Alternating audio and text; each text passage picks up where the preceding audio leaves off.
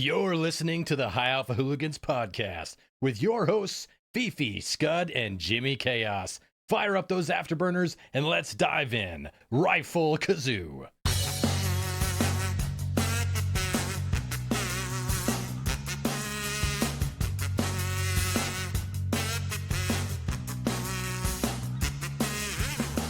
Welcome to Hi Alpha Hooligans, everybody. I'm Scud, and as always, we have Jimmy Chaos, and we have Fifi back with us again. We've got Grey Wolf with Mini-Me Grey Wolf, Yeah. at least Great right pup. now. Great pup. Great, Yeah. great pup. I love that. And we have Iron Mike with us now. And Iron Mike, thank you for joining us. For those of you who do not know, Iron Mike is Heatblur. He's yeah, is that the best way to say that? He is Heatblur. Tiny part of it. Tiny part of it. So that's what the topic's going to be about today. We've got obviously Grey Wolf has done work with Heatblur, and he's been on a bunch of times. But now we've got Because he's basically a we're regular. digging deeper beyond We have- just the not We have just but beyond Jester's master and yeah, I was gonna say beyond the voice of Jester, we have the puppeteer behind the scenes pulling the strings. I was gonna say to talk about I was Go ahead. gonna say Daddy Wolf. Grandpa Wolf. Yeah. Daddy Wolf. White Wolf. There you go. So we're gonna be talking, yeah, White Wolf. We're gonna be talking about Heatblur, talking about what we love about some of the modules that the modules that they put out that we fly, kind of how that process of designing and choosing modules goes, what's kind of going on in the future, and we're just gonna have a casual discussion about them as a development team. But first, let's let Iron Mike tell us a little bit about himself. Tell us about yourself. Hey, everybody. Thanks for having me, first of all, and thanks for hosting the Hi Alpha Hooligans podcast. I've been enjoying it ever since it launched. Very nice episodes with Grayson and also with Vulture, who's an absolute hoot, I think, as you all discovered. Yes. Yeah, he is. Yeah, we're very grateful for him. He was very instrumental in the making of the F4 and giving us the good kind of info that we needed and feedback and so on and so forth. Briefly to myself, short version is I'm the lead producer from Heatblur, kind of responsible a little bit for everything. What I don't do is coding. Okay, so me and math doesn't compute unless it's aviation related in a cockpit, in a virtual one at least. I don't fly in real life. But basically I do a little bit of everything in terms of, managing the team and of course Heatblur in itself, then managing our SMEs, lead Q&A, community management.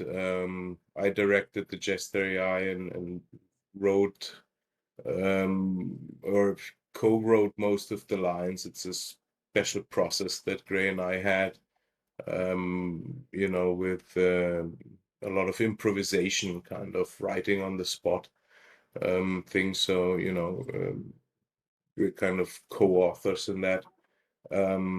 And then I did, I think, most of our missions for all our modules, the campaigns and instant action missions and all that kind of stuff. Then, of course, Grey Wolf did a lot of missions and Grimes as well and stuff. So it's a bit, in German we say it's girl for everything. So that's a little bit my job, is to fill in the gaps, help developers come to, find design decisions, whatnot, and help them in their process and so on. Yeah. So that's kind of like the gist of what I'm doing with Heatblur. And I've been with Heatblur for almost a decade now. That's awesome. Outstanding. Super happy to have you here. Thanks. We have to start off to get to know you a little bit. We have a few questions just kind of about Sure. you, and then we'll jump into the team, the development. What got you into DCS? Were you already into DCS before Heatblur came along? Did you join Heatblur and that got you interested in the game? What was the How was the connection between you and DCS melded there? So my start in DCS was way back in 2000 and I don't know 3, 4, something like that. It wasn't there was no DCS back then yet, right? There was still Lock On, and then Lock On Flaming Cliffs 1.12. So you were like the first DCS customer. Yeah, something like that. Yeah. It was me. It was me and Iron Mike. Yeah, we I found mean, the original. It's kind of Yeah. crazy, you know. We've been at this for more than 20 years, and that's just like DCS because Lock On, if you will, you know, it's the predecessor of DCS, and Mhm. DCS really is a continuation of Flaming Cliffs. Not a continuation is probably the wrong thing to say. But it's built on that, right? I mean, there was Flanker 2.0, Yeah. Flanker, then Flanker 2.0, and then there was Lomac, we called it back in the Lock On Modern Air Combat, it was called. Shortly, everybody called it just Lock On. And then the Flaming Cliffs expansion happened, which was kind of like the first wowsy. I remember, you know, watching tutorials back then, being completely intimidated by it all. And there was this guy who was called Iron Hand, and he did a tutorial on how to join online, and he showed two A-10s flying information together, and then he said at the end, and now imagine the guy sitting next to you is an actual human. And that kind of blew my mind, you know. If you put that in perspective, Mhm. back then that wasn't as common as it is today, that you just jump Yeah. in multiplayer, you know. And I said, I gotta try Yeah. this, you know. So I mustered all my kind of, you know, confidence and joined the 104th server. And I think I spawned in an SU-27 at Sukumi, taxed it out, took the runway, and the moment I take the active, there's a loud boom just right next to me. And it was 44th Ethereum, who crashed into the ground because I didn't look that somebody's landing while I'm taking the active. You know, that was my very first online experience. And the guy started shouting at me, you know, like, hey, can't you see that I'm landing and stuff? And I was like, oh no. I was completely lost. Some things never Yeah, I was change. completely lost when I took off. You know, I didn't know where anybody is. It was like that Top Gun Hollywood, who, you know, like, Where'd he where do you go? go? Where do? Like, it was really tumbleweed all through. And I joined a squadron back in the day. First, before I joined the 104th, was called the Ares Falcons, and it was led by a guy who kind of gave us the basics, which he kind of got from observing what the 104th guys were doing. And a group of us, Maverick, and I think it was Riptide and myself, we were like, nah, we kind of got to join the 104th because that was the place to be, you know, the 104th server. And those guys really kicked ass online. I mean, they were doing stuff like cranking when nobody even knew what cranking was, you know, like nobody had a clue what that is. And everybody was like, why is the 104th shooting down everybody? Well, they were cranking, they were using proper tactics and stuff. And so we applied there, and then it really took off, you know, because the 104th thing gave us this solid foundation in terms of like training to be good at, you know, air to ground, air to air, within the limits of what Flaming Cliffs offered. You know, there was no full fidelity. Black Shark just came out. That was the first full fidelity module, which blew everybody away, and it was compatible with Flaming Cliffs back then. So you had all the Flaming Cliffs players, you know, with those semi-fidelity Flaming Cliffs aircraft, and then the Black Shark guys and stuff. And then I kind of grew into this 104th thing very much, and we kind of grew the whole squadron even further from what it was. Then we joined. The 104th was basically the most popular server back in the day. There were not many servers. There was the 104th, there was the virtual aerobatics, been around since forever. Mm. Back then, there was still the Russian Air Force server. And then you had the 51st and you had the 4C or the 4S, actually the Serbian thing, and the community migrated kind of like they were for a couple of weeks they were all on ours, and then for 2 weeks they went to the 51st, and then they came back to ours again. And so a lot of the beginning evolved around hosting and community building. A, because it was needed, there was not much, and B, because we wanted our server to be like on the top. So and there were some things in the beginning when DCS came out, there was this thing that the server would crash every 4 hours. So Maverick and I had to put alarm clocks while sleeping, and we took shifts in sleeping really to get up and restart the server so it wouldn't have downtime and stuff. So I think today the 104th is the longest hosting server in history with over 100,000 uninterrupted hours. I mean, it's kind of impressive if you think about it. Wow. That is impressive. It's not as significant today anymore, and I actually like that because DCS took off later, and now we have Blue Flag and Jesus, all those Gray Flag. You have Contention, you have DDCS, you have so many great servers on offer. The Enigma Cold War, which is now the Heatblur Cold War server. But of course, to credit Enigma and what he built. The diversity that exists today didn't exist back then. That's And cool. so, it was very easy to be also popular in the community because, if you were the guy hosting the one server that was available, people pretty much knew who you were. And it's actually this way that I got to Heatblur, not the other way around. So, and that kind of goes for almost everybody in Heatblur. We're all guys who come from the community and basically asked ourselves, what would like to see, what would we want to do, if we'd had a wish to do it. Cobra, of course, is the visionary behind all of it, who started Heatblur, or basically started back then Leatherneck Simulations, as it was called, which then split up into Heatblur.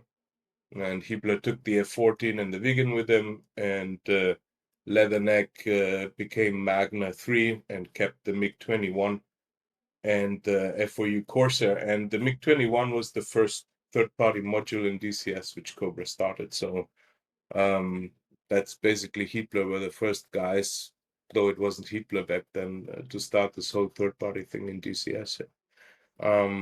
Yeah, that's basically how I got into DCS. So Patient Zero, one of the first DCS players ever on what was probably one of the first Milsim squadrons that's ever existed. Yeah, Back in the hyper lobby. We have found the I've- source. in the hyper lobby. Yeah, I feel We always talk about who was the first because you always like today's DCS stories always start with, well, my one friend wouldn't shut up and he made me try this and then I fell in love. But you were the first one. it's like that was it's like the we first. I found mean, like there were guys. There's a whole group before they were called actually the 169th Panthers. They're the predecessor squadron Remember of them the well. of the 104th. And it was, they had these, they were called the Black Sea battles, because back then in Flaming Cliffs, you still had the Crimea portion of the map, right? Now you don't have that. It basically stops at the Taman Peninsula and the Kerch-Bagherovo Strait. But back in the day, Crimea was part of it. And credit where credit is due. For that time, Crimea was beautifully modeled by Eagle Dynamics. You had all the landmarks. You had the Genghis Khan Palace. You had the observatories. You That'd had be even cool. the little monuments with the mounted MiG, in Sevastopol and whatnot. So you could do like historic flying. But anyway, they had these Black Sea battles, and that was kind of like a very regular thing where everybody was slugging out, and that's where the 169ers then kind of came apart and became the 104th, and all these guys who participated in there were actually the first guys. They were my predecessors and the guys who taught me how to fly proper MOGAS and all those dudes, Polecat and Man of War. I mean, these guys have been involved in this game. A lot of people don't know that. For example, Polecat hosted the Heatblur, not the Heatblur, the Eagle Dynamics testing server for over a decade out of his pocket. That's like a lot of Wow. these things that are given and granted today were actually pretty much private efforts by people who absolutely loved the game and gave Eagle Dynamics and Lock-On and DCS that initial support that it needed to find a footing in a way, and all these people are still around, they're not gone. I mean, they're just more in the background, and I think they're more enjoying seeing how the next generation now is really doing. I mean, it was pretty simple what we did. We had pretty straightforward missions, and now you have all this dynamic stuff and all those young modders and developers coming in. I mean, Grey Flag is a great example. They're not young, but they know how that modding part works, at least thanks to Grimes, who's our scripting god, But yeah, I mean, we were there back then, and today it's really here. That's got to be fun to see the community grow and like the fruit of your investment, like actually grow something that you're passionate about. Yeah. Yeah, I can only I imagine. mean, the community is absolutely important to us because of it, I mean, it's a bit our legacy, more even than the modules, I mean, and you're right. Unfortunately, there's always kind of this loud minority, very vocal, a little bit toxic minority, but I don't, the best antidote for that is to not engage in that in a way, not fuel it further, and also to understand where it comes from a bit, because a lot of those guys in the community have been around for quite a while, and passion, unfulfilled passion can turn into frustration quickly. So I never took it as an offense or something, if we get some hate in the community or this, I always try to remind myself it comes from a place of passion. Those are just guys who really want something and it's not there, or then of course you have all those foul apples who try to look for drama wherever they can, but that's just how life is, gotta avoid That's them. that's a fantastic way to frame it. Yeah, I agree. I like that. So I have a burning question, and I think we know where this is going, and I have to get this out of the way first and foremost. There's not gonna be a D. You're gonna. No, I'm sorry, I'm just kidding. So I don't think that was the question. no, it's not. It's not when I pee. But so obviously you're You going straight to this? I'm going straight to this. I'm going to shut up, Scott. Dang, BB's I another need person's this. punching bag. Okay. He fits right in. So between the two modules, who would win in a dogfight? Tom Cruise as Ethan Hunt in a Mustang, or Sean Connery as Sean James Connery. Bond in a Spitfire? So this dates back to, I think, our second or third episode. He watches, Yeah. he knows. That's gonna be Ethan Hunt in a Mustang. And the reason is very simple, guys. Okay, Sean Connery, I think he was a good pilot. I mean, I think Paul Newman infected them all. I mean, Tom Cruise talks about how Paul Newman took him up, showed him stuff. But the dude was just so much older than Maverick, what I mean? So the reflexes are on Ethan Hunt's side. Yeah. And there it is, folks. I like how Fifi says, "Suck it, guys," and I think you're the second person to agree. You know what? It doesn't matter. Since this question's come up, he's it's still 11 to losing, 2. but he's like, The hope is alive. it's like All right. Have you guys seen the meme of like the guy standing on first place podium and then second place podium, and the dude on third place podium's over celebrating? That's Fifi right now. Take it. All I'll right, take ladies and anything. gentlemen. I got Great you, Fifi. episode. Don't worry about Gotta it. go. Yeah. See, thanks, Mike. See, I have new Oh friends. my I'm gonna go hang out gosh. in the Heatblur Discord from now on. See ya. Bye, Felicia. Yeah. All right. Don't let your own airplane hit you on the way out. Okay, so I'll have the continue. bear fill in for you next time. Continue the bear. Yeah. So continuing the line of questions about certain aircraft. So two-parter. What is your favorite module that you guys have put out? And then what's a favorite module that's not a Heatblur module? Well, that's very hard to answer. I mean, it's got to Yeah, be I the know. Tomcat. It's. Ooh. I mean, how You're hard back. was it to? It's so hard to answer. It's got to be the Tomcat. It's got to be the Tomcat. I mean, I'm Yeah, sorry. okay. It's. No, that's fair. what You're a can you man of say? You know, refined I taste. mean, I joined Heatblur just when the Viggen released, and I love the Viggen. I mean, the Viggen is amazing aircraft. It's quirky. It's something different. It's low. It's fast, and it delivers just a shit ton. Can I say shit ton? Is that okay? By the Yeah, way? Oh, yeah. of course. Yeah, you're fine. Yeah, it Absolutely. delivers a shit ton of hurt. So it's awesome. Get in there, boom, and get out. But I joined, you know, and here's another thing, right? Most of guys our age here, the 40s club, we're Generation Top Gun. Absolutely, you know, we grew up with that movie. We were kids. Yep. Oh, yeah. Probably it influenced some of you guys joining the Air Force in the first place. Maybe, you know, I could imagine. It certainly would have me if I would have lived in the US. Wasn't very keen on joining the lame German army back then. That was kind of the perception, you know. And as Germans, also, we grow up with a bit more this restraint towards military, you know. I don't know if you all know history, but No, referring so to that Norm Macdonald joke, you know. But no, the thing is this, you know. I mean, we were influenced by this aircraft tremendously. I mean, that's cultural, absolute staple aircraft for us, and it is one of the most. And there's just something about the Tomcat, you know. And it was even during development, even before it got all the textures. I'm pretty sure Gray remembers that. We talked about Oh, it yeah. often, you know. Even in the sim, if you're next to it, there's something. There's this kind of aura and electricity that this aircraft just oozes, you know. I mean, it's mind-blowing. And it's mind-blowingly clever for the time where it came out, you know. Like, if you look at it today and you think like, oh, that's an old bucket, you know. But back in the day, that thing, you know, what it offered, TWS, the AUG-9, I mean, the Phoenix missile, it was a monster, and it was the most effective weapon because it was so effective that it didn't have to fight. You know what I mean?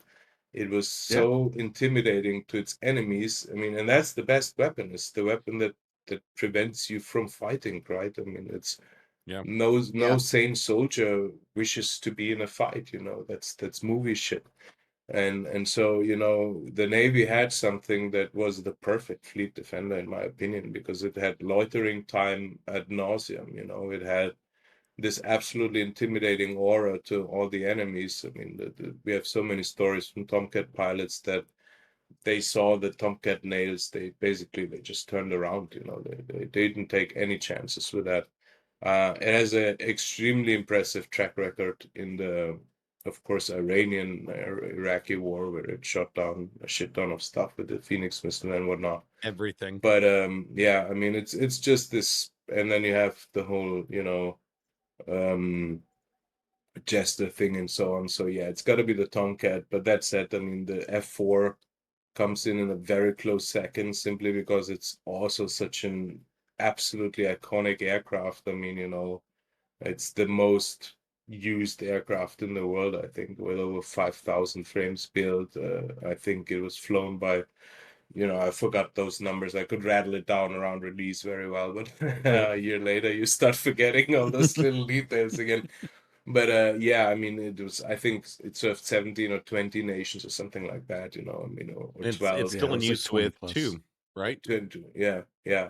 So, you know, I mean, and it's just like the Tomcat. It has the aircraft I like are the ones that express character. It's the same like with sailboats, you know. I mean, like you can have a very modern sailboat and it's just like, you know, plastic catamaran kind of like thing, or if it's a monocoque, doesn't matter. But then you look at those classic ones from the 1920s and stuff, you know, and how they lay in the water and how they break through the waves. And those are boats that reveal character at any moment you're sailing them, you know. And the same is with aircraft, you know. You just have some aircraft that reveal the Intruder is another such aircraft, you know. You could say like the Intruder is goofy looking. It is, but in a very, very good way, you know. I mean, you can't deny it. If you look at the Intruder, there's just something cool about it. And the same, I think, is true for the 105 or whatever.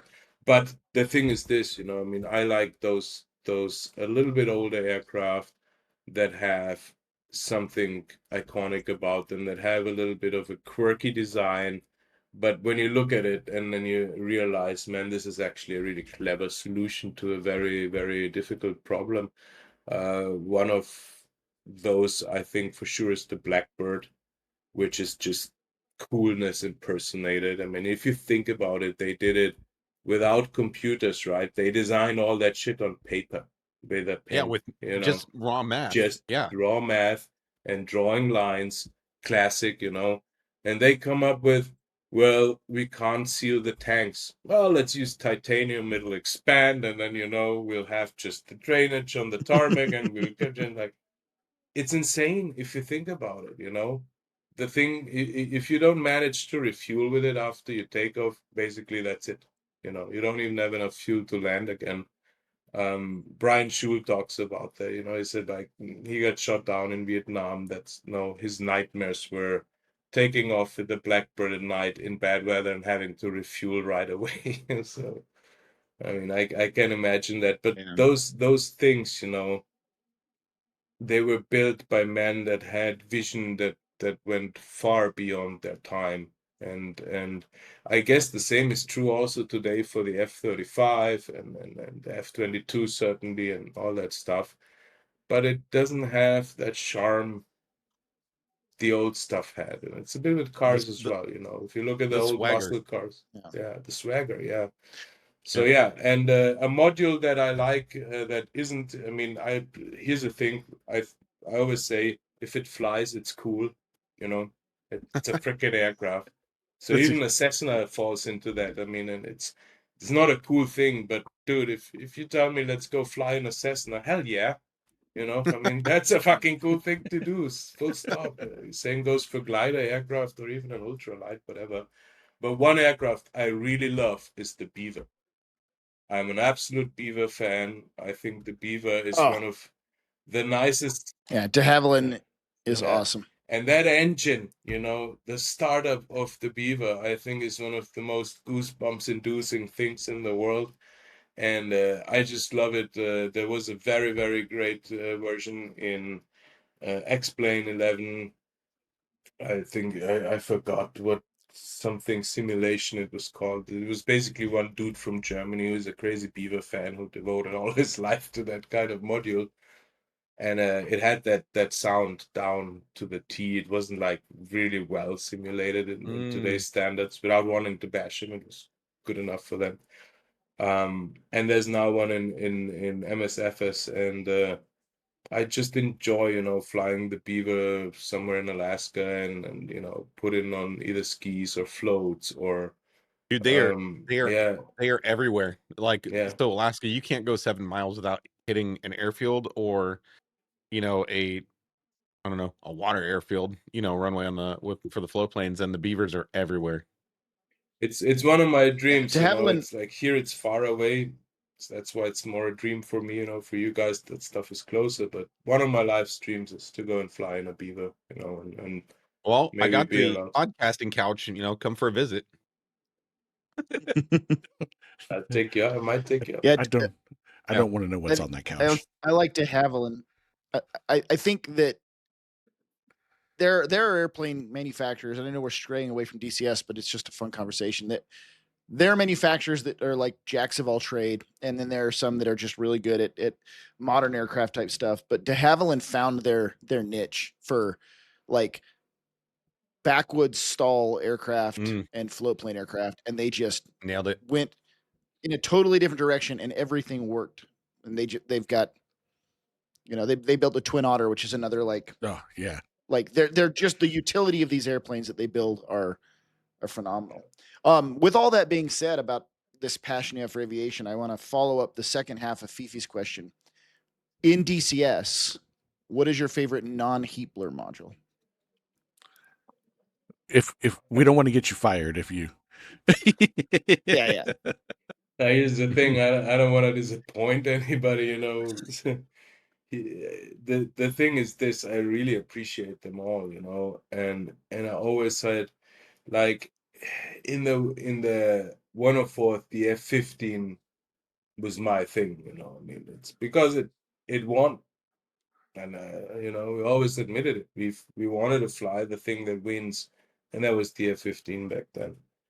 The old C Um, model. Yeah, that thing Yeah, is a that thing. I monster. mean, and I have so many. Yeah. I think I have 15,000 hours in it or something crazy like that. You know, it's Holy crap! Which means you're yeah. probably pretty excited for the full fidelity C model to be coming. I am. And the E is great as well, and stuff. But what is my favorite module? You know, I mean, it's really Yeah. So we'll say you woke up, you launch DCS and you get that, what's that pop up that says license expired, and it just says, the Heatblur stuff. So Vigan, this Phantom says Yeah, you Tomcat. You're like, can't. oh, my modules are broken. Which one do you fall into? You know what? I enjoy choppers a lot when I'm not doing Ooh. fixed wing stuff. So I kind of like all the. I have a sweet spot for the Huey, which obviously Yes. isn't a super duper ordnance It's not a slinging machine, you know, but it is not a shiny penny. it's one of those things that has character, you know. I mean, the Apache is great. I like the Hind, you know. And it's really tough. It's not that I'm being reluctant to say it so I don't step on anybody's toes, you know. It's really tough for me to say, like, because my mood changes a lot, and I like to Yeah. fly with my mood, you know what I mean? And I think life's too short to have favorites in a way, you know. It's the same for food. Like, people are, oh, this is my favorite food. Well, for me, that's all the food there is, you know. I mean, it's food. I fucking love it, you know. And the same is, and the same is kind of with aircraft is you know, there's got to be a time for, and I always liked, and here was another thing, you know, when we did the training, and in the 104th you train for about a year as a cadet. You know, so you get, first we do 2 months formation training with you, and then we go into weapons training and server flying and whatnot. And at least at my time, when I was virtual flight instructor there, I made the cadets fly in MiG-29s and SU-27s and stuff, because most people were not interested in that. You know, they were like, I want to be in the 104th and I want to fly the F-15. But the funny thing is, when you start learning modules that are less appealing to you, they start become more appealing to you, because you start discovering things that are fun with them. And I think every module has that kind of aspect, you know. I mean, I say it like this, okay? The Christian Eagle won't be my first pick in DCS, and neither will be the Yak 52, although they're both iconic, and bless those hearts who thought to put them in there, you know. I fully give them a He just thumbs went up for Southern that. U.S. on us with that. Yeah, but Bless their sweethearts. yeah, bless their sweethearts. But you know, it's, yeah, I don't know. I really like the choppers to take time off from the. Enjoyed, you know, great times with the Gazelle, just shooting down people with a Mistral, unsuspecting guns. Yeah, that's like, fun. That's fun, you know. Scott's I my like the favorite pastime MI8 there. a lot. You know, the MI8 is like this flying sightseeing dome. Yep. With a huge fucking glass front in the front and all that. I mean, yeah, from the fast jets, you know, anything that can land on a boat is already a winner for myself.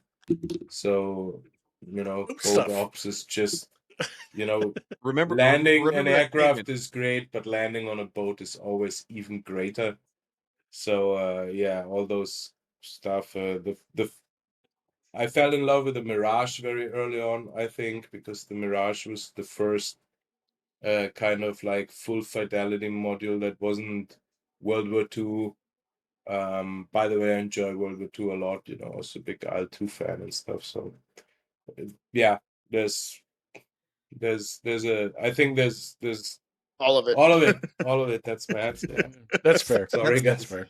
No, you're like our spirit animal right now, because we'll get on one night and we'll just look and we're like, what do you guys feel like flying? And then we go through, like, we scroll through the modules. We're like, we always end up like usually in like like a certain 5 or 6, but there's always those nights where we do our Huey dog fights, and it is just The so Huey much dog fun fights, to yeah. just, oh my gosh, like everything. you're right. Every single aircraft is unique in its own personality, in its own employment, and like even talking back to like the MiG-21. The MiG-21, I think the coolest thing about that is when you go into full burner, and that rumble sound that's in that airplane is just like unlike any other module that's in DCS.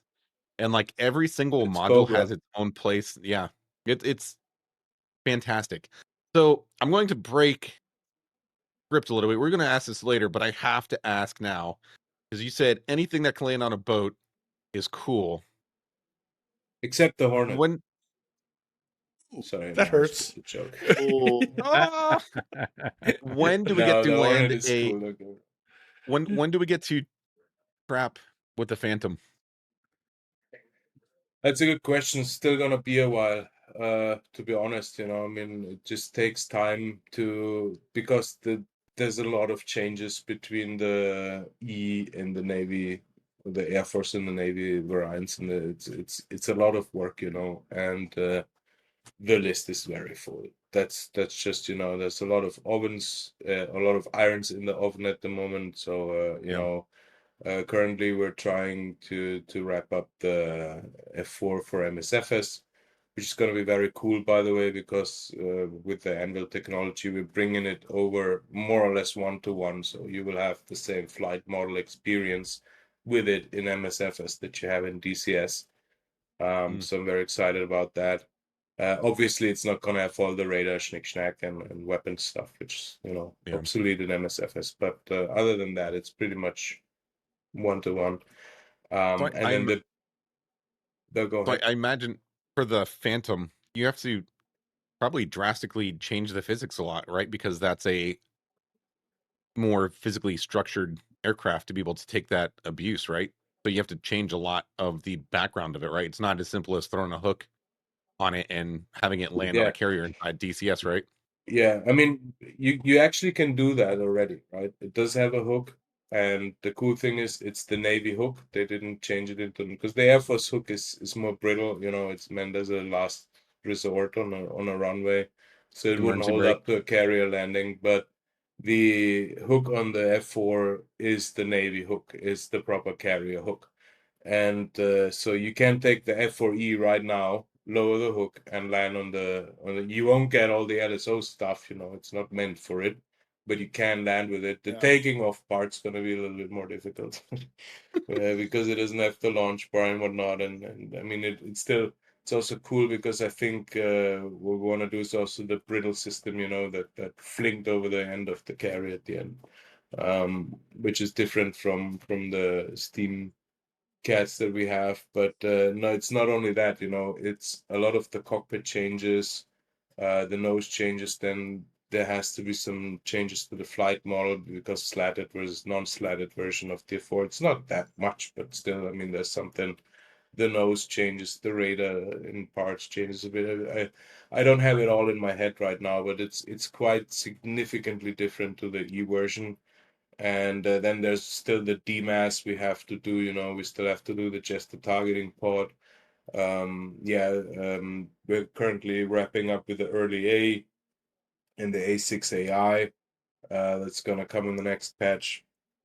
And then we already started working on the upgraded B version, the BU for the F-14, plus the Eurofighter, plus the Flyable Intruder, and we also have a few surprises in store, He said it. which I can't reveal. He said it. But... He So said it. there's a lot of things happening right now, and that simply pushes the Navy F4 a little bit back. It's too early to say, when will it release. We all hope soon because, like I said, it's great when it lands. It's even cooler when it lands on a boat. And we Yeah. all want to have that Navy Phantom for sure, but it's gonna be a little while still. That's one of the things that's unfortunate in DCS. The true fans have to have a very long breath and patience because these things take years to develop. And you talk about things, you talk about sometimes 1 or 2 years down the line, sometimes 4 or 5 years down the line, sometimes 6, 8 years down the line. I know guys who became who joined DCS as students or as basically as pupils still in school, waiting for the F-18, and actually became F-18 pilots in real life before the F-18 released in DCS. So, I mean, it's kind of crazy if you think about how long you're with this hobby, and people who are new now, for them it's not as obvious because now they join and they just see this unsurmountable list of modules, and oh my god, what am I gonna get first? For me, for years it's been like I already have everything, because that's also one of my favorite modules, is the one I can collect. So, and it always kind of pisses me off that I have everything in DCS and there's nothing I can get new. So I have over 700 add-ons in MSFS, and it's that's a little bit of an addiction there to collect flight sim stuff and modules and airports and sceneries and all the crazy stuff you can think about. But yeah, I mean, Yeah. you really need patience in this kind of hobby. So you're telling me everything is not 2 weeks away from a release? Yeah, well, it's exactly 2 weeks away from releases, but I'm telling Yeah, you. 2 weeks. perpetually 2 all weeks the away. time. Oh, I want to switch gears just a little, and I want to talk about the company. I want to talk about Yeah. Heatblur. We have a few questions about that. I do want to preface this, and I've said it on past episodes, but I've never said it directly to one of the devs. Every time I mention Heatblur, my wife thinks I'm saying Keebler, and so now, like, the cookie company. did so, you guys like my so picture? now whenever we talk about Heatblur, I think of all the Heatblur devs as just the Heatblur elves. So, so moving on to talking They're not about pointy. Heatblur and all the Heatblur elves. Can you just give us I don't want to just read the way the question was written, but I think it's just the overall driving goal, like the mission that pushes that team to put out what they put out. Make planes to make people happy. That's it. Perfect answer. Yeah, That is- couldn't do any better. Well, Well, in that That's it, case, and you guys are it's winning like, at that. look, man, if you don't love your audience, get the fuck off the stage. Honestly, that's Uh, awesome.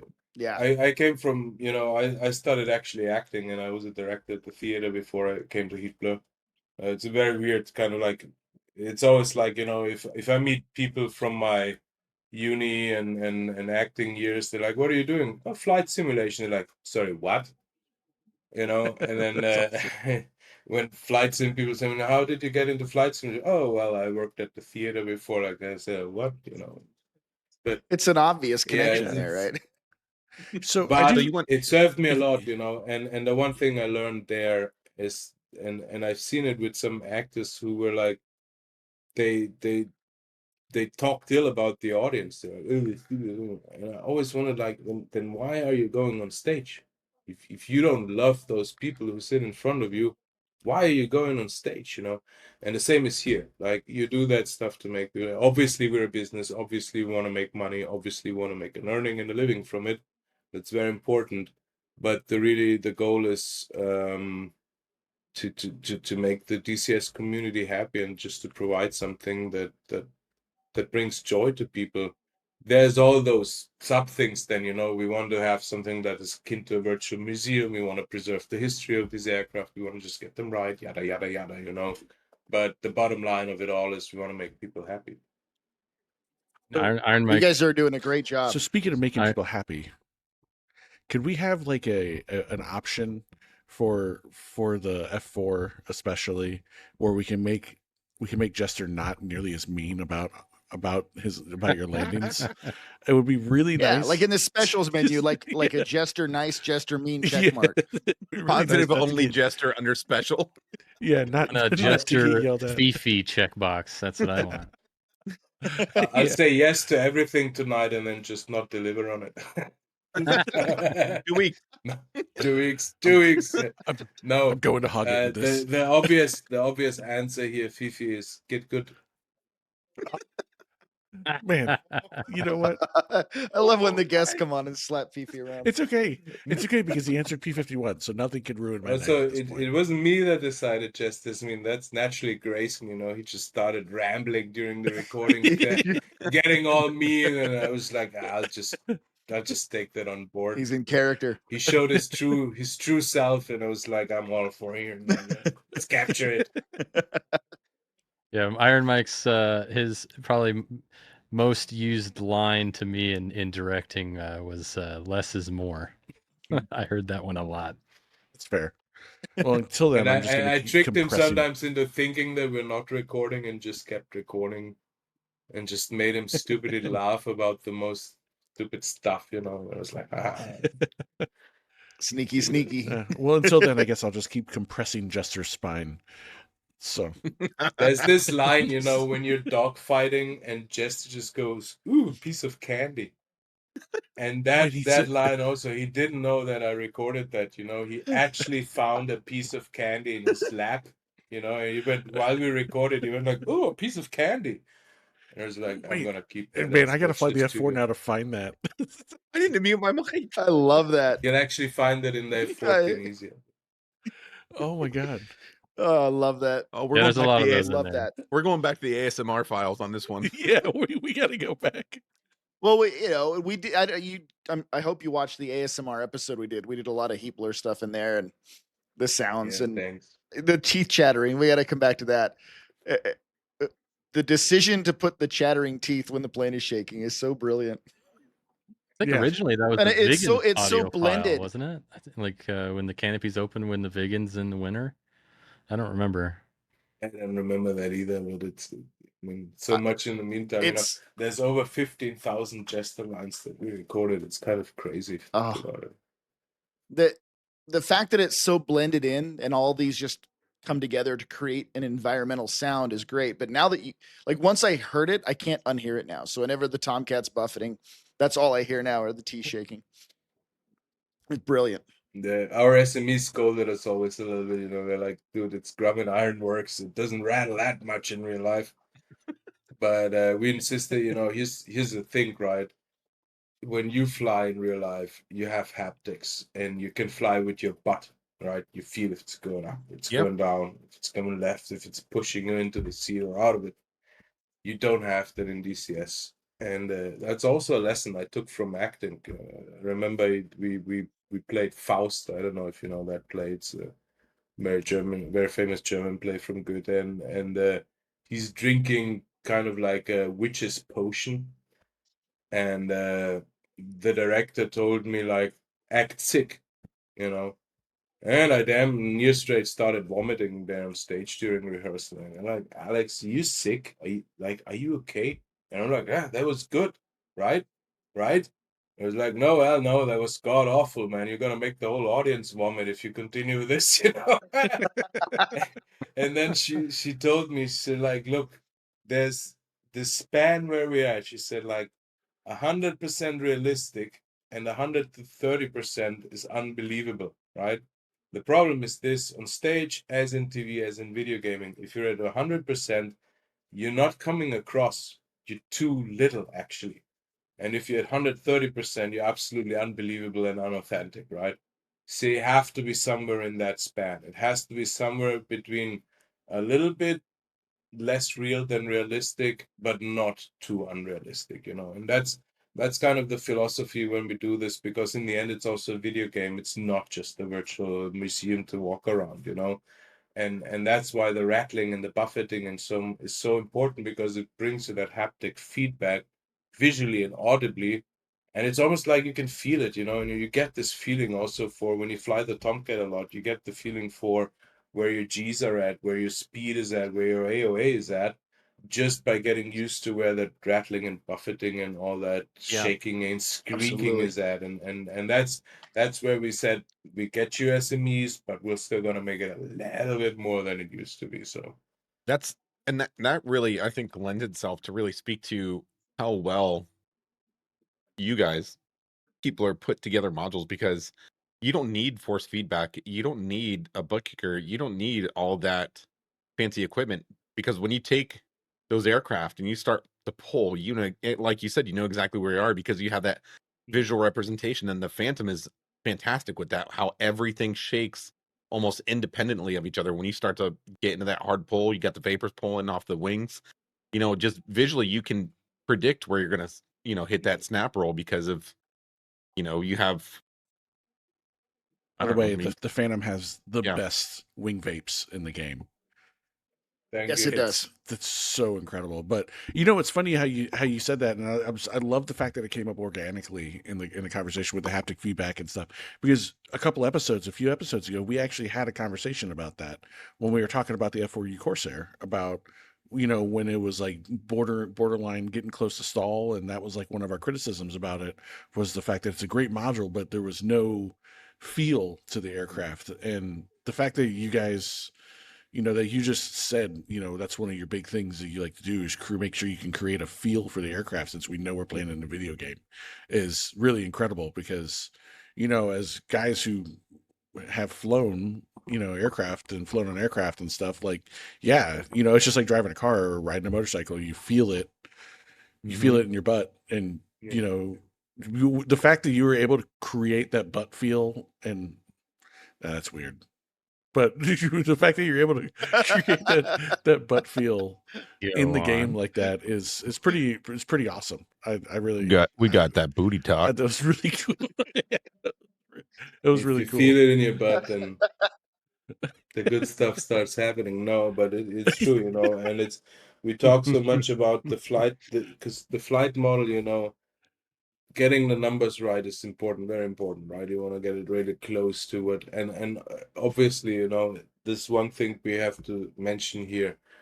The DCS community is way more obsessed with realism in simulators than even the FAA is when it comes to D-class simulators. In parts not. Okay, so there's stuff in D-class simulators that have to be way more accurate than in DCS, like the exact time the landing gear deploys, or the flaps lower, or this or that. We can be very, you know, ballpark it, right? But when it comes to flight model and performance, that's where the FAA actually doesn't care at all. It doesn't care if your 737, you know, climbs with 400 knots or with 200 knots, or they don't care. What they care is that the procedures are really precise and exact, right? But the DCS community is obsessed with performance, and they'll be like, oh, but it's 0.01 G off of the chart when it's on the sea level, you know. It's like, no one tested it at 6 G at sea level, dude, you know. Nobody knows. It's just it's a mathematical extrapolation. But be my guest, you know. But still, it's important to get it close there in the numbers. But then you talk about feel, and you're basically in a fantasy world, because like, you're not in the aircraft, it's just there on a 2D screen or in a 3D VR headset. And how do you capture that feel and essence of the aircraft and translate that on the screen, and so that, because the holy grail for us is that the community is happy, but also that a former pilot, Viso, whatever, can step into that aircraft and he's immediately walking down memory lane and says like, this is how it felt, this is how it flew, this is how it behaved, you know. It's very difficult to quantify these kind of things, you know. That's why SMEs are so important, because only they can give you that feedback, you know. Only they can tell you, yeah, more or less not, you know. You need that component to really dial it down and nail the flight model. And obviously the guys with the Vigan and the Tomcat and the F4 did an amazing job. And that's what I admire most about our engineers and coders, is that they can kind of capture these loose words that the SMEs are saying and translate it into freaking code that then translates again to flight model that yet again translates to something that really resembles real life, you know, and that somebody who's never been in this aircraft can have an experience and say like, at least now I have a very good idea of what it was like, you know, because that's what I like. You know, one thing is that the pilot can walk down memory lane, and the other thing is that somebody who never got the chance to be a pilot, you know, for whatever reason, but always wanted to experience it, has now the chance to experience it. Yeah. Well, I think part of that, selling that, making it feel that real is that immersion is the small details that are often overlooked. And like, for example, in the Phantom, the squeaking of the brakes, that could have been so easily overlooked, but that little subtle detail, those add up to create something that feels more tangible, even though it's just, like you said, on a flat panel or 3D VR, but it doesn't feel that way. It's very immersive. Yeah, it's even and sometimes even the things that we cannot get that right yet can still make a difference. One of that is, for example, the parachute in the Phantom, right? You can blow it with your engines, right? If you come to a stop, it sinks to the floor, but then if you advance the throttle, it'll catch wind again and come up.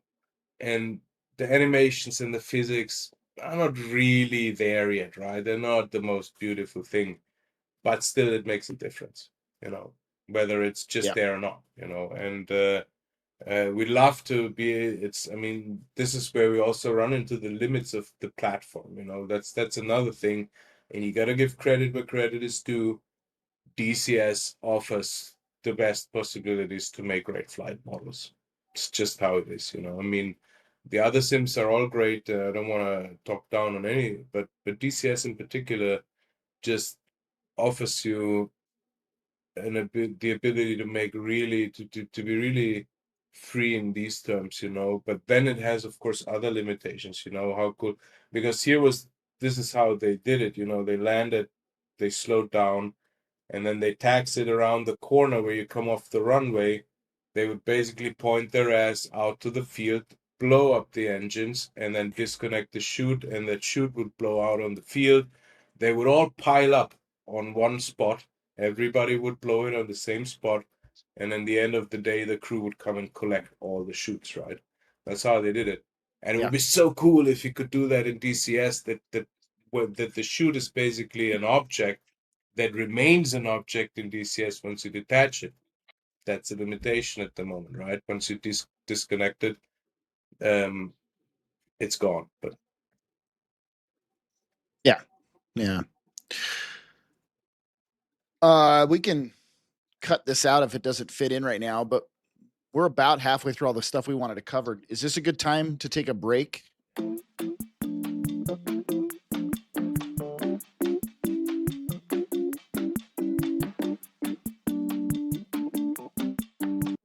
All right, welcome back. We're back after a break for the second half of our Iron Mike Heatblur interview. We talked about, in the first half, about the birth of DCS and how Iron Mike was there and witnessed the birth of DCS and how that progressed through into Heatblur and all of the Heatblur modules that we have now. So now we're going to start talking about what's on the horizon and what's out in front. But I think before we do that, before we jump back into the depths of that content, there's some other stuff we can address. One is a question about your sim rig, Iron Mike, and we want to hear how you fly. Do you have a sim rig? Are you in VR, flat panel? If it's something built up, what's your equipment? If you say laptop and an Xbox controller, I'm going to jump up and down. Cobra, who flies with an Xbox controller, and he does 3 wires with it while standing next to the PC. But no, so I have, looking around, I have a lot of stuff. My first stick was a Logitech 3D Extreme Pro Force Feedback, which was crap. And the first game I played with it, I think it was called Blazing Angels or something like that. It was this really arcadey kind of World War II Spitfire game, whatever. And I think it flew different planes as well. But that thing, it wore out. The motor was shit, and it just, And then the next one I got was the Logitech Extreme 3D Pro No Force Feedback, which to this day I think is one of the best entry sticks you can get. It's solid, man. We kicked ass with it. You just grab a used X52 throttle on eBay or something, and you have the best, cheapest setup you can get. Yeah, you can get them on sale for like $19. That's what I flew on for the longest time. Yeah, It's Yep. really, it's not a Microsoft Sidewinder force feedback 2, stick, which probably is the best kind of dogfighting stick till this day. But it's a solid setup, and we kicked ass with it a lot. And then I got the X52 Pro pre-Mad Cats, because SciTech was sold to Mad Cats in 2007. And that's where things changed. SciTech was actually really solid before that. And I could bite my ass that I don't have it anymore. And I also missed, I saw it in Vienna. It was there in the shop. There was a Thrustmaster Cougar for 200 euros, and I didn't get it because I just bought that. And I was a student back then, you got one stick for 200. Everybody I knew thought I was crazy. They were like, "You sure that gaming is not good for you, Alex? You should go more outside," that kind of You'll thing. never make money playing video games. Yeah. Look at me now, Mom. They were also, "You're never gonna find a girlfriend like that," and lo and behold, she just wrote me on Facebook, and here we are. Didn't have to leave house, nothing. Nerds will always win. That's it. But anyway, so I had that X52 Pro. I don't have it anymore. I have a new X55. It's not the same thing. It's not as good. Then I have a Warthog. I have one of the first 50 Whirlpool Mongoose T50s that were made, or basically I have one of the first 50 sticks that were made from Whirlpool. I have Slaw Rudder paddles, which I absolutely love, handmade. They're very nice. 104th Virtual Fighter Bomber Squadron engraving on there. My prized possession. Waited a year for them. I have, of course, the VKB F-14 stick. It's always, I can grab it here. Now the camera fell. There it is. That's not visible. Whatever. You all get the picture, right? You all seen a stick. We're big fans of VKB. Yeah, great developers. So VKB, if you're Oh yeah.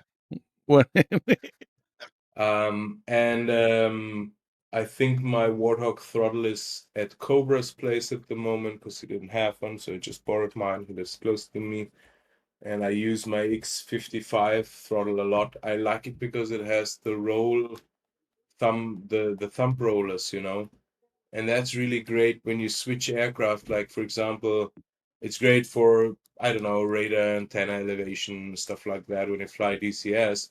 But what it's really great for is when you switch to World War II stuff and have prop pitch, because having that on the thumb is really, it's not great if you have it on anything else. It's not great if it's a back forth rocker. It's really great if it's a thumb roller. And that's why I really still have this trusty gunky X55 thing here. And I like the flip switches. I'm not that much of a fan of the switches that stay in position, just because you're more versatile with modifiers when you have a flip switch, You don't have an on and off position, but you have as many positions with as many modifiers as you want. So I really like that about it.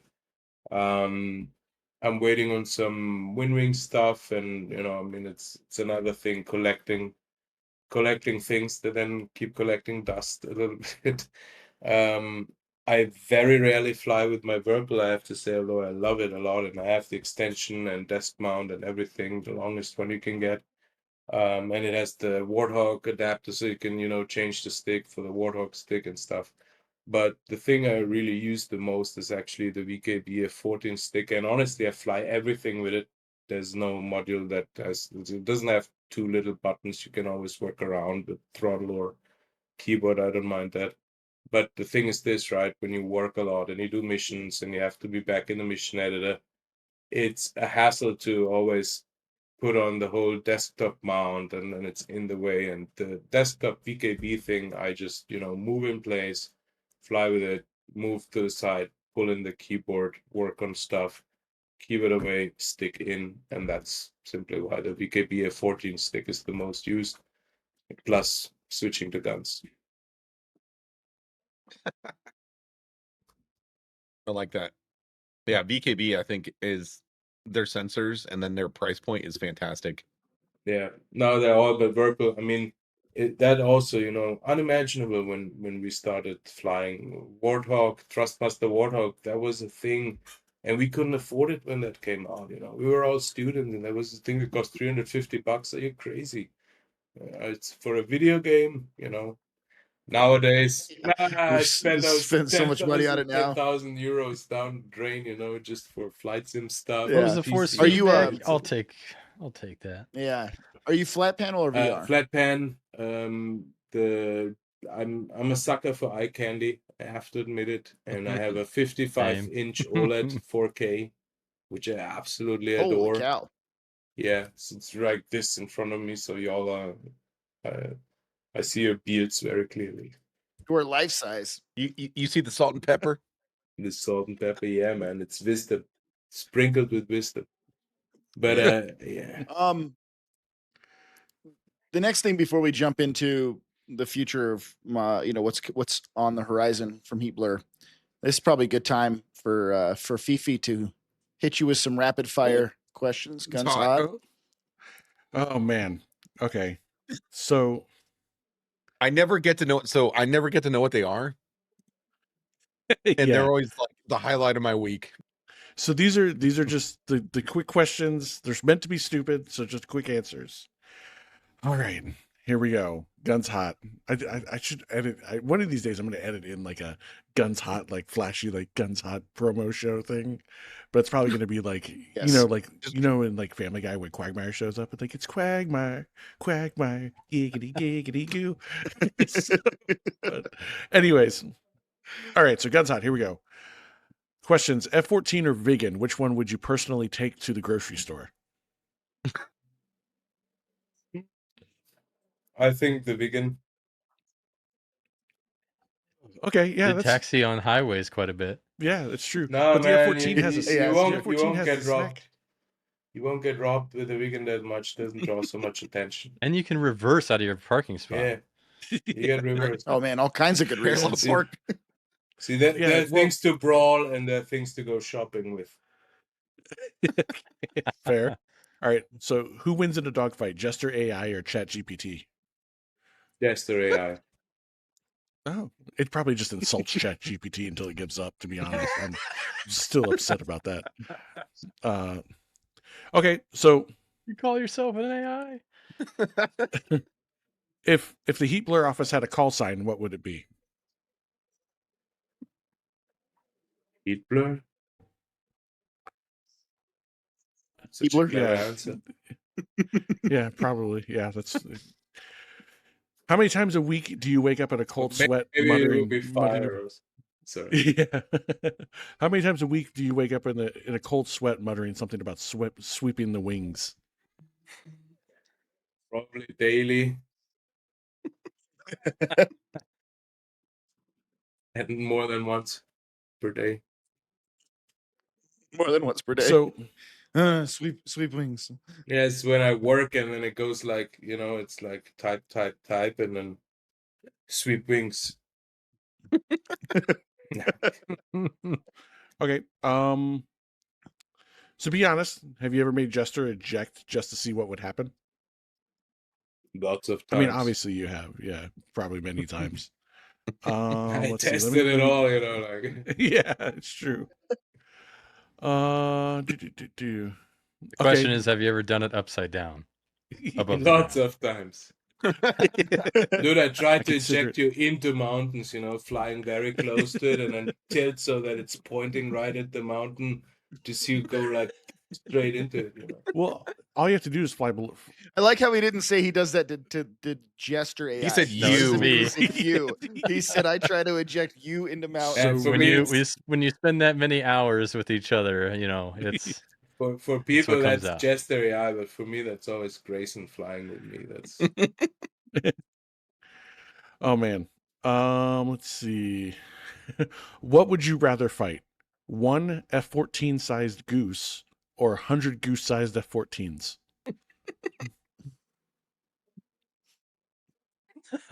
100 goose sized F-14s. So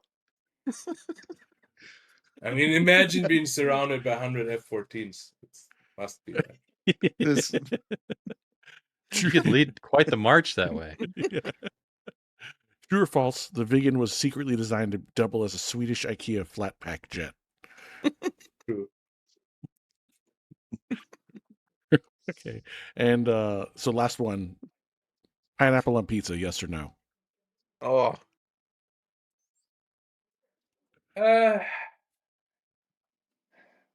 Depends on the time of the evening, you know. No. The drunker you are, the more yes. So bad. That's good. That's it Oh for the my questions. Lord. Love it. Pineapple doesn't go on pizza. Come on. Pineapple only belongs on You- pizza if there's also jalapenos. No, you lived it. Ooh. What? No. Okay. Oh my Yep. God. I I'm love just- jalapenos on pizza. I Yep. just smashed it. I made like 50 of them today. More and more, we stray farther and farther from the truth. It's just, I feel like the odd man out here. I just feel like a You purist. know what? One of Okay, my okay, little. okay, Ethan Hunt. You know what my dream merchandise would be is Heatblur hot sauce. Oh, dude. We're gonna make that Hot happen. ones. We're I'm gonna make write that happen. hot Yes. ones. I want to see you on hot ones. I'd Do smash. and I tell you guys, I'd smash over. I'm into like I just bought I don't know how many Carolina Reapers and habaneros again to cook the next batch of hot sauce, and mine kicks ass. It's really good. If you give me permission, I will make a Heatblur hot sauce for you. We I can will do talk it. about it one day, but that's Iron Mike Yeah. hot sauce. This is how he kills Jester. in no. real life. Here's And we- okay. I shouldn't be saying that, but think about the zones of an afterburner and then the gradings of the hot sauce. Yeah. So Or you that's can all I'm name gonna each say. line of hot sauce after each Heatblur module. Yeah, or after each zone. you call. Hey, the first one is mill power. Mill power, yeah. Yeah, it's just a nice mild mill power. And the worst one is just Buster. There's probably Yeah. a market there, Yeah. actually. There's a market there. Probably. We'll see. First we gotta Dude, ship the deal. Every single snack shack in every squadron across the Air Force would buy them, It's hands true. down. All right. So moving on to these jets coming, because I think this is the big one that I think a few of us wanted to talk about. So we know there's a long line of things that you guys are working on, and it's amazing how you probably don't have more. I'm surprised. I would be shocked to hear if Heatblur has anything less than like 100 employees because of all the work that you guys somehow managed to put out. But so what drove you guys to want to do the early A model for the F-14? We promised it from the get-go. When it's a bit crazy in hindsight, we had this and still have this kind of urge to deliver as much content as we can. Because you have to think about flight sims can get very like learning the aircraft is always the amazing phase, right? But then what do you do with it, and you have things certainly that compensate for it. Like, if you like 737s and you're really avid VATSIM flyer, you always find new stuff to do because it's always going to be kind of a new situation on VATSIM. So that content kind of writes itself, but DCS is still different because it's a combat sim. So you need a lot of missions. That's one thing. We make sure, we have over 500 missions for our modules, I think, or something like that. But not only that, with the Tomcat especially, the Tomcat is a very special aircraft because it's very much a patchwork aircraft. I mean, it had very different variants, but the iconic stuff is kind of spread out over these. I mean, the F4, that's the J79, and then you get the non-smoking J79, but it's the J79, but the F14 went through this TF30 and then step up to the F110s, right? And you cannot tell the Tomcat story properly if you pick just one of the two, And so this was the first idea, kind of was like, if you want to really show Tomcat, then you got to show both. And then we knew that we're going to make the F4, and we knew that we're going to need the ALR 46 and ALR 45. And so it was kind of easy decision to say, like, let's use all that and then make the early A. And I know people have been waiting a very long time for it, and we apologize for that, but certain things just fall into place at certain times and are better waited out in that sense. It's not that we forget about our promises and the other open outstanding promises, but yeah, that's why the early A, because it's just, you want to tell the Tomcat story in its entirety. With the Tomcat, that's very important. The F4, you can do just the F4E and you will have showed them kind of the essence of the F4. You don't necessarily need to do the B, the J, the S, the D, but with a Tomcat, it's different. It's one of those aircraft that really demands for you to show all those different kind of steps in evolution that it took. It's all for you, sheep. Yep. Yeah, for you sheep. So when in telling the Tomcat story, like from my understanding, and you can go ahead and just shoot me down here on this if I get it wrong, but especially with the Bravo upgrade one as well coming, there's some incremental things that kind of brought it into the 2000s in it, like the upgrade avionics and things like that. So one of the big questions everybody's asking is it going to be smart weapon capable in the sense of JDAMs possibly, or is it going to be able to carry AMRAAMs on it? Could you talk about that, or is that like a Yeah. No, it's basically so. Not even the D would have AMRAAMs. I mean, they Right. did test shots. They went into that Billy Bob,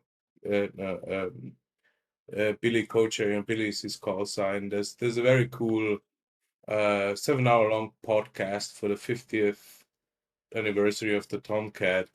It has us, and it has you have Paco, you have Bio, you got Megan and Face Shot from Speed and Angels, and Billy, and Billy was majorly involved in all the testing, so he talks very nicely about that. It's a great source for those who are interested in specifically the AMRAAM and Tomcat stuff, because they were looking for ways to make the Tomcat viable beyond its point. They also managed to shoot ships with Phoenix missiles and like use Phoenix for air to ground for anti-ship stuff and whatnot. So they did a lot of crazy things, but it was never kind of fleet available. So what we model is always, we say, if it was readily available in the fleet, even if it wasn't used, we offer it.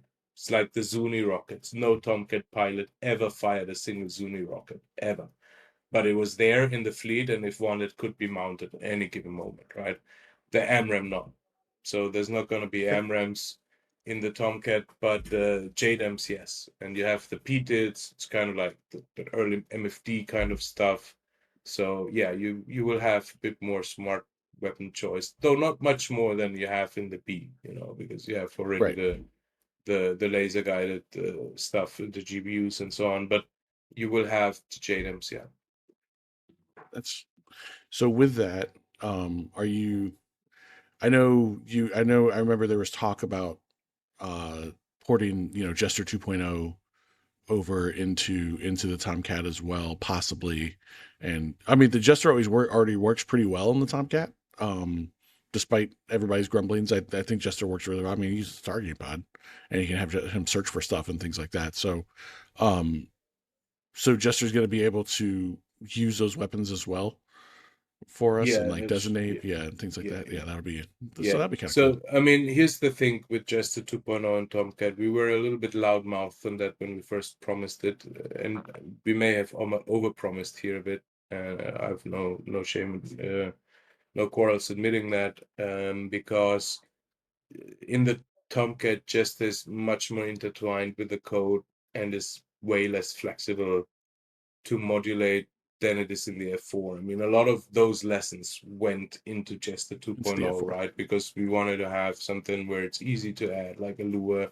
Now it's moddable for the community, and all those kind of things, and kind of quality of life improvements that are hard-learned lessons from the Tomcat. It's not possible to just rip out Jester 1.0 and replace him with 2.0. That's not going to work.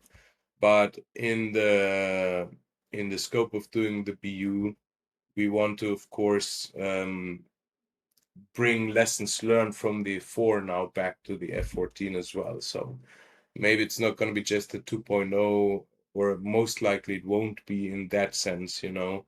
But I think we can take things from Jester 2.0 and improve Jester 1.1 at least to something 1.5-ish, or if you want, you know.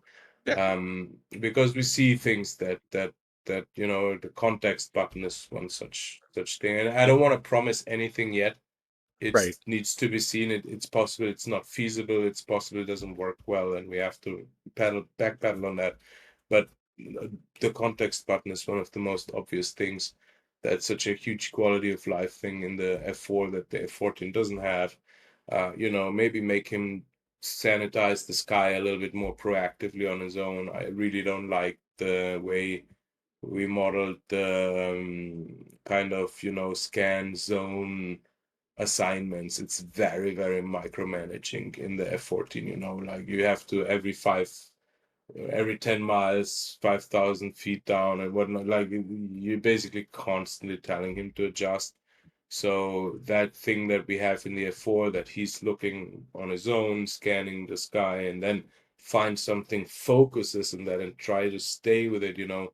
If the guy goes up or down in elevation, whatever, trying to adjust the cone, you know, to follow the guy around. That at least I think would be a huge step up in the F-14. And then of course there's little bits and bobs there, and but also, you know, we are of course, while doing the BU, also looking at the F-14 in general, not just the B but also the A and the early A, and seeing if we cannot address just some long-standing issues or improvements and so on, without wanting to go too much into detail, because it's always a lot like case by case thing, you know, like does it work, does it not, how much work is it worth it? That's cool. I'm excited for it. I can't wait to see what you guys come out with that for sure. You guys, I know we're going to try to keep this moving here because time is starting to run for me. But you guys got questions? I, Not on I that. do. So I have one. It came from our suggested content, suggested content box. Questions box, A couple, the inbox. yeah. So a couple, yeah, the inbox. A couple people wanted us to ask if the A and the BU are going to be separate modules, or will they come with the Tomcat that everyone's already purchased? So the BU's gonna be probably like we haven't decided fully yet whether it's gonna be standalone or DLC kind of thing, or make an overall pack. What it's not gonna be is free.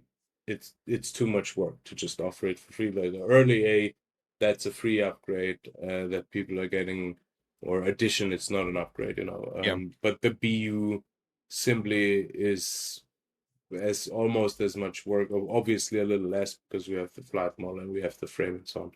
But you know, it's definitely a lot of work, and yeah, we need to ask something for it.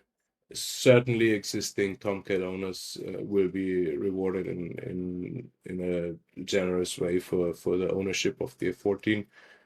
How, in what way, whether it's a discount, whether it's an expansion, we don't know yet, and we will see what the best is. But it will definitely be a to pay for addition to the AP. That's fair, because I think one, like you said earlier, it's a company, right? You have to take care of the company, and if you guys don't produce some sort of profit for the effort, you know, you're not going to have future modules because you guys will go broke. But I think there's also that contractual agreement where if we, the players, give you money, you know, there's that expectation that you guys are going to polish it the same way that you've polished everything else too.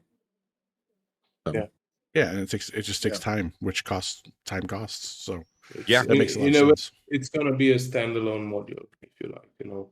Yeah. Wait. How it's offered then for existing owners, again, we'll see, but definitely we'll have the community in mind as always. You know, we also cap our modules because in reality, you know, all of these should cost a lot more than they do. I'll say it like that, right? I mean, somewhere between 300 and 500 bucks, that would be a fair price for a module, but it's something we would never ask, because then who are you making the modules for, you know? Who can afford that? Yeah. No one. It's nonsense, you know? And so if you price it right, you will lose more money than if you price it generously and make it available. Even $80 is a lot of money, you know. Let's not kid ourselves. So people, not everybody in the world has that much money, and we always try to kind of find ways, you know, to compensate for that and support communities that live, you know, in countries that are not as lucky as we are, you know. So, but yeah, we have to still find somewhere this kind of balance where we say it's okay to ask that from the community, and it's enough that we can get by as well, because, you know, we have to think of tomorrow as well, or there won't be no Heatblur. Yeah. And you know, to some people and me, when I started flying DCS, you know, $70-$80 for a module did seem like a lot in the gaming world, right? I'm not spending that much money on a game, let alone a game where I'm paying $70 for each module. But that dissolved really quickly for me, because I think it's a bargain to spend $70-$80 on a module, and now I have the ability to fly that airplane and experience it as many times as I want for as long as this game exists. So I think in when you look at the longevity and the amount of fun you can have, I think it's a bargain. So If you buy a module and fly it once or twice, maybe not, but for the amount of fun I've had flying all of these modules in DCS, I look back and I'm like, that, you know, $70 for a you know, years and years worth of realistic Tomcat gameplay I think it's a bargain. Moving to other stuff on the horizon, and we don't have to go super in depth on it, but it's obviously something that warrants us talking about. yeah, we do. And we're all really excited. Is the Eurofighter. Stoked for the Eurofighter, something totally different. You have anything you can tell us on that? That's aside from what we've been teased and edged with the 2025 and beyond, and the teasers we've been handed. Yeah, that's not fair. Every shot off the back of the Herc with the Eurofighters just like right there off the ramp, you know, and we're just sitting there like, oh my gosh. Well, I can tell it's going to be very cool, and I can say that work is steadily continuing on it, but also it's very difficult to make module just because it's modern and everything is classified, and, like, you know, obviously there's a manual online, but we can't use that because it's not online legally, and we don't, you know, you just don't do that stuff. It's a big no. And there's some people who may think, yeah, but you could still, no, you can't. You know, 100% you cannot. It's dangerous territory. It's not only because it's dangerous, it's also because of the respect that you have for the servicemen, the operational security, and the national security, period. You know, if you're in this business and don't respect servicemen, then again, get off the stage. It's you have no business being there. You have to respect that, because all what we get comes from this community. And if we cannot be protective towards that community in return, that's just not okay. Stop, you know. You need no law to tell me that. And so that's just one of the things that complicates Eurofighter development a lot, and which is why it makes it so much slower. And I know people are extremely impatient for it. You know, in hindsight, should have been announced later, but you don't always get to say when you can announce things, have to announce things, because, you know, the Eurofighter wasn't launched by us. It was brought into life by TrueGrid. And then we kind of found each other and started that cooperation. And it was just a point where we needed to tell the community this project isn't dead, and we will help with the development and all that kind of stuff, you know. So now the community is primed for something that takes long, you know. And so I absolutely understand the impatience that everybody has, and why can't you just show a little bit of progress and stuff. But you know us, how we are, you know, we like to show off things rather closer to the end than constant, like, here's another 3D cockpit without textures photo. I get it, you know, it's nice for the community, but it's still like, it's like, imagine you're writing a novel as a writer, you know, and you're publishing snippets and quotes from that novel every 5 days before it's even finished. it's not how you tick as Yeah, a that makes writer. A sense. writer would want to finish that and then show you that. And that's a little bit the same for us with our modules. So that's why there's currently not that much out there on the Eurofighter. But I can assure you all, there's progress, and I'm very much looking forward to it. It's going to be such a cool aircraft. It's again, like, from the modern stuff, one of those that I find has a lot of character in it. Just from the shape and the canards, and also just how it. I've been to Zeltwig, to the air power, and they always make this little demo with the Eurofighter and the Hercules, where two Eurofighters fly and intercept on the Herc, and then one gets on the rear and one is on the side to communicate with the pilot. And they basically make that at slow speeds, turning right above the tiny little military airport in Zeltwig. I mean, that thing is just a blast, if you're standing right below it and it's turning there with full afterburner at 200 knots, at max AOA. It's just goosebumpy, you're just standing there vibrating with the ground, and Yeah. it's an amazing aircraft, and I'm really looking forward to it a lot.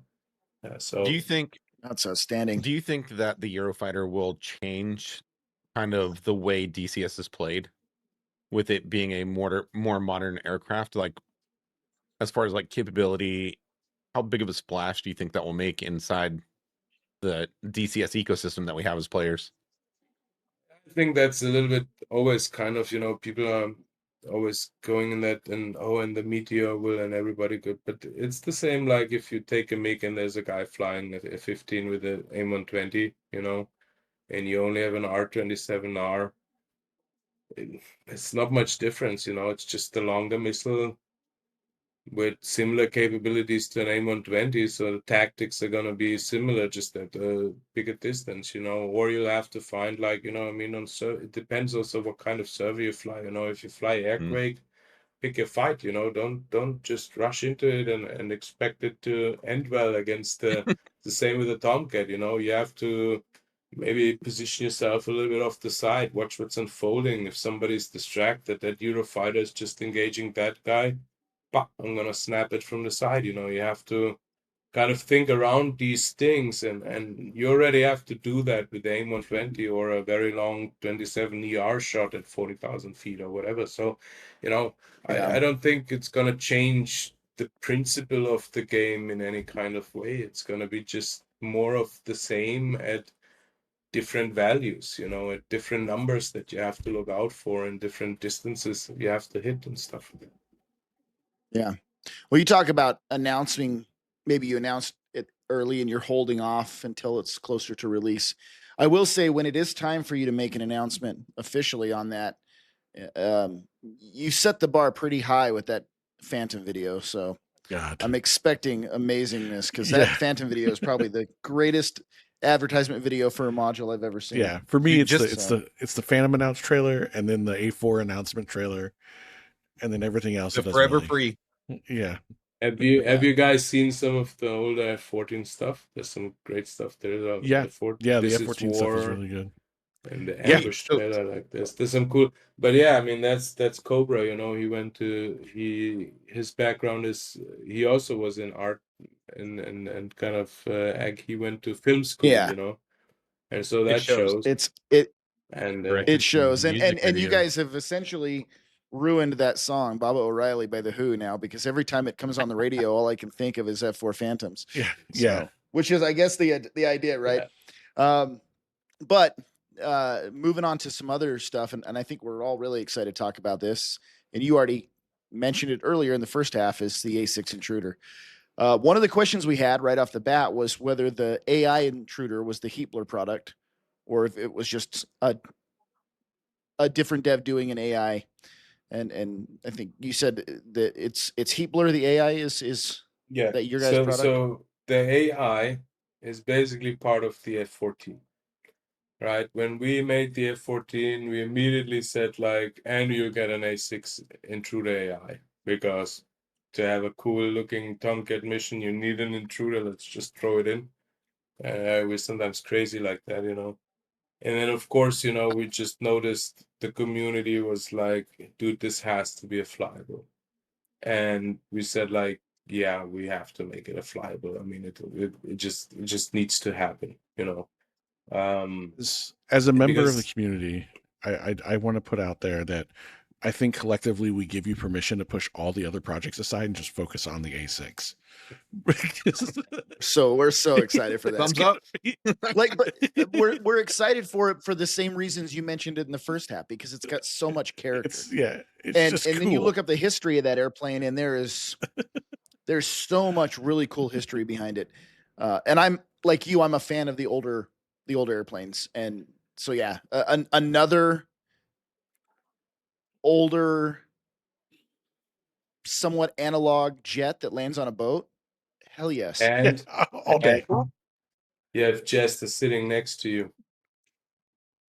And we have so many ideas what he's gonna do with his hands already. So like, so Grey we're gonna Wolf, get hands Grey Wolf full question recording for a you whole then. lot of stuff. Yeah, there. we're gonna get mocap. We're Yeah, gonna get mocap Grey Wolf now. This is awesome. flicking off Yeah, I the was gonna pilot. ask- I want to see him. That's what I was going to ask is if Grey Wolf now moves on from just voice acting to also being a hand Yeah. actor.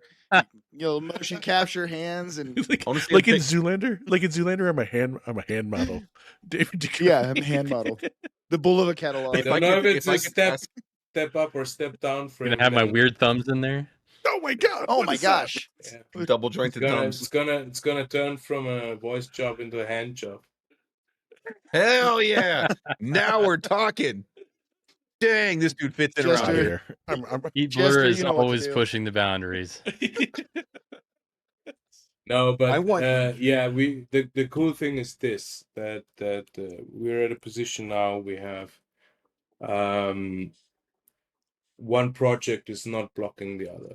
We can run stuff parallel now, and I'm not gonna say more on that for Outstanding. now, because I know that Cobra is planning more of a bigger update and announcement on that and all that. But yeah, we have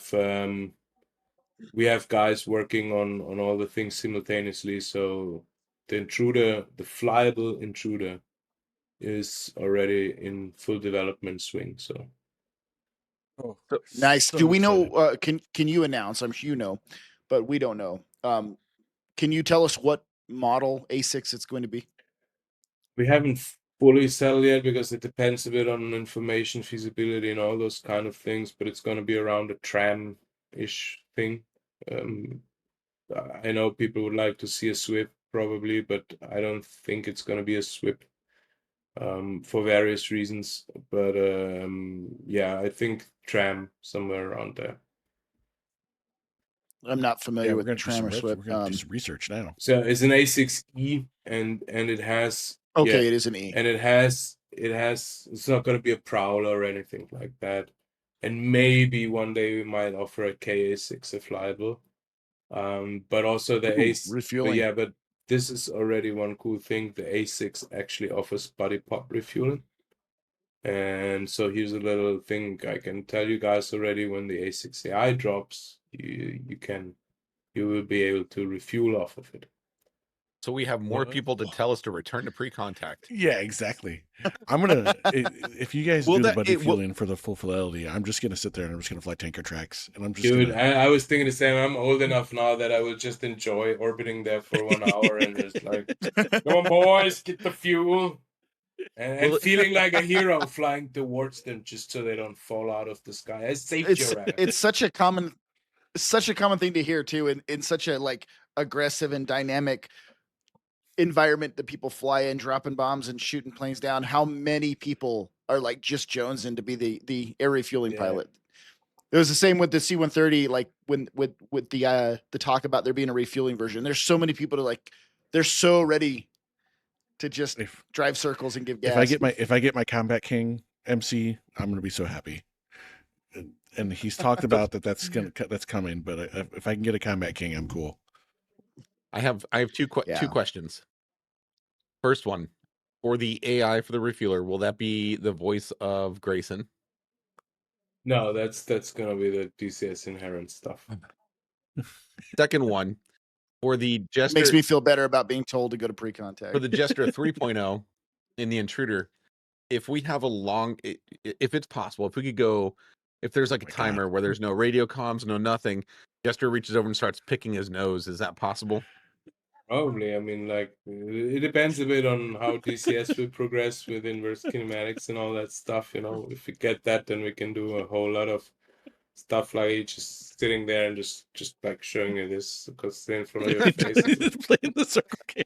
Yeah. And then Don't do maybe that you get, because like, then next... I'm waiting to hear. you know, I'm waiting to hear no, Grayson say, "Don't look at me. I'm using the piddle pad. Yeah, yeah. Don't look over here. I'm using the piddle pad." with the splash effects when you roll at the right moment. Yeah. Yeah, you guys absolutely knocked it out of the park with the Phantom and the grease pen. That is something that we now want. Oh, on that's one of my everything, favorite 'cause, things. dude, Yeah. you can slap so practical. You slap down a 9-line easy right there. You know, all you gotta do is look there. And Nobody then does also that. the ability to, you know, write out "I'm with stupid," you know, is also fantastic. And That's the I main actually reason. I heard one critique, and so I dropped in on a it was a training flight with another group that we're partnered with, and they have a bunch of people in the F4, and they're doing a long training sortie. Go ahead and shout And them they're out. like, Go ahead oh and yeah, shout them out. so because take flight, yeah. So I dropped it on take flight. You know, I'm doing some mission editor stuff. You know, getting the campaign ready, and I'm in there, and I'm like, oh yeah. You know, we're talking about the Tomcat and the F4, and they're like, man, they really messed up with the grease pen. I was like, oh yeah, it's awesome, right? And they're like, no. I was like, what do you mean? They're like, well, you know, we keep drawing so much stuff, but now we can't see out the canopy. I'm like, you drew it, dude. I'm gonna see if I can black out the whole And thing. I'm sitting there like, there's this thing called self-control, you know, but What the heck's that?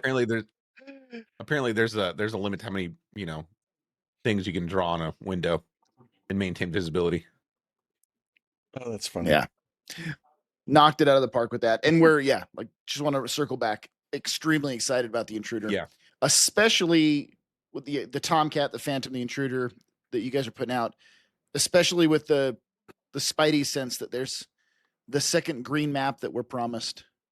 We're hoping for a Southeast Asia, Vietnam, Laos, Cambodia. So if that is what we think is on the way, the environment F4s is going to be perfect for all these A6s, modules. A4s. DCS Renaissance. If Oh that's my Yeah. God. Because it was to Yeah. quote Wags, you know, he did the big announcement or the big community, I don't know, touch base last November, and he said that there was 2 green maps in development, and one is Germany, and one is still out there aloof in the wind. Well, he's next. So he's next. Yeah, we'll ask him. So yeah, Wags, you can't hide from us on this one. We're gonna all ask. those guns hot, I think, all the you know, guns hot that questions for Wags are gonna be perfect. like this is Um, me being a community customer client side speculator now, but I think at some point there's gotta be Vietnam. You know, I mean, Has to be. I don't know nothing about it. I'm gonna say it as it is, but I think it would be a huge missed opportunity if TCS wouldn't do. Obviously, it's difficult to do because A, bunch of trees, bad performance. B, Vietnam is really cool when those trees are really destructible. You know, like you have to have those greater fields of devastation in that forest, kind of like then it's really that Vietnam thing. You know. oh yeah. And you can't have bulletproof trees. Yeah, but I think, you know, technology keeps progressing. Just look at how DCS looked 10 years ago and how it looks today. I Mhm. mean, and people always say like, oh, they're never working on DCS. It's not true, man. Come on, just go online and look up the video called Project X, which was the announcement video for the A10. Just look at how it looked back then and how it looks today. And you cannot say Yeah. they never fix anything. No, it's not true. DCS keeps progressing so much, and it's amazing. Well, and they're optimizing it more and more now too, because I remember Marianas did not run very good because of all the trees, and now I'm flying over the Berlin map, the Germany map, and it's covered in trees, and the performance is, you know, it does take a hit, but it's a lot better than I expected flying over the forests. So yeah, it's constantly getting better, and it will only get better from here, especially with developers like you guys putting out top-notch, like, gold standard products. I think we're kind of at a time limit here where we need to wrap it up reluctantly, because we could have this conversation going on just Forever. Forever and ever and ever. But we can't. I think Jimmy has one last question, and then we can start to wrap everything up. So first, before the wrap-up question, is there any way we could convince Heatblur to invest into a full fidelity tank of any sorts? Tank?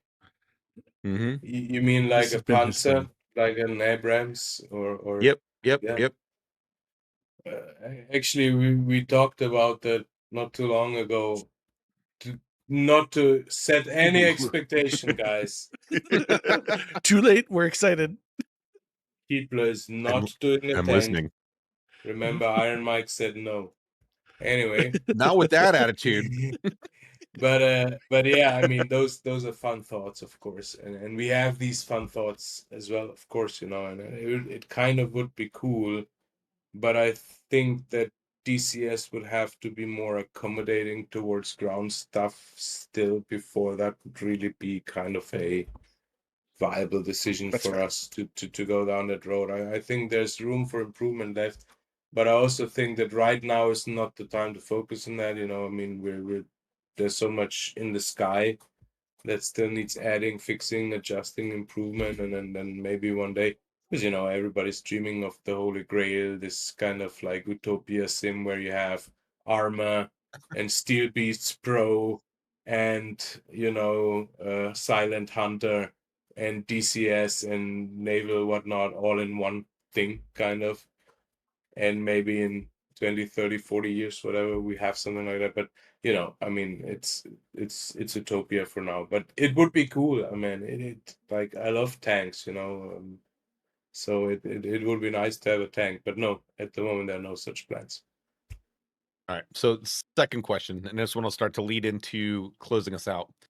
Do you have anything cooking that is in the background that you could, talk about?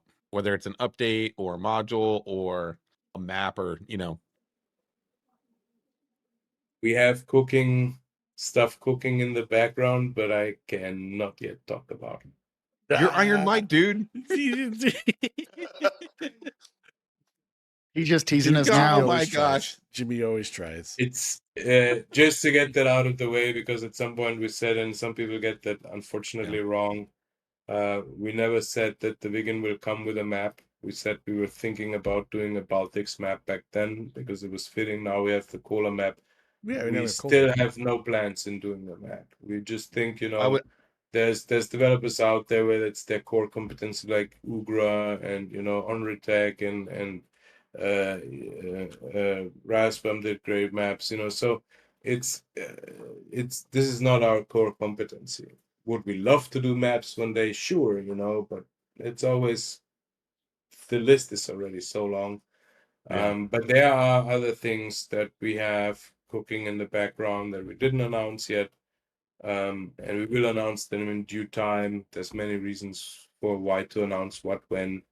That's why that's a very hard tease, guys. I know, I'm sorry for that, but you asked, so That's okay. But just knowing that Heatblur is cooking stuff that we don't know about yet, is enough It's information, exciting. because Yeah, it is exciting, because you guys set the standard for what a fleshed out module is, So and that's why things take long. We gotta get it right, and we owe that to the community, in my opinion, and so things take a while. Oh, I think it's worth the wait. But I hope it's worth the wait, and rather because everybody's upset when the release is delayed for 2-3 months, but a month in flying, nobody You forget remembers that anymore. So You if will we could remember wish list, buggy release though. yeah, if we could wish list one thing, not a tank, we could wish list one thing from Heatblur, it would be a flying fortress, That would be awesome. full crew. Or P30. All right. On that note, Grey Wolf, as always, welcome anytime. Thank you for being back. Thank you. Is our de facto Again, pop in whenever you want, I host. think it's episode 5 or Um, 6 for you, right? Yeah, he's like I think he's kind 4. of just around everywhere. 4. Yeah, he just walks in and parks himself on the couch whenever he wants.